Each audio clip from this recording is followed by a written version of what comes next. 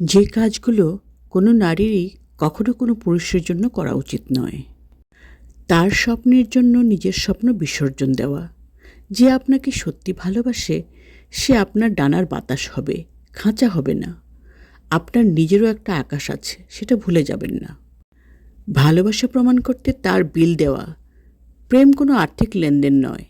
কেউ যদি নিজের দায়িত্ব নিতে না পেরে আপনার পকেটের দিকে তাকিয়ে থাকে, তবে বুঝে নিতে হবে সে ভালোবাসছে না, আপনাকে ব্যবহার করছে। সম্মান ভিক্ষা করা। একবার যে অসম্মান করেছে সে বারবার করবে। কেউ অবহেলা করলে তাকে বোঝাতে যাবেন না, বরং নিজের আত্মসম্মান নিয়ে সরে আসুন। মনে রাখবেন, মানুষ আপনার সাথে ততটুকুই খারাপ আচরণ করার সাহস পায় যতটুকু আপনি মুখ বুজে সহ্য করেন। তার মনোযোগ পেতে অন্য নারীর সাথে প্রতিযোগিতায় নামা। আপনি কোনো ট্রফি নন যে জেতার জন্য লাইনে দাঁড়াতে হবে। সে যদি প্রতিদিন প্রতি মুহূর্তে আপনাকে 1 নম্বরে না রাখে, তবে আপনার জীবনে থাকার যোগ্যতাও তার নেই।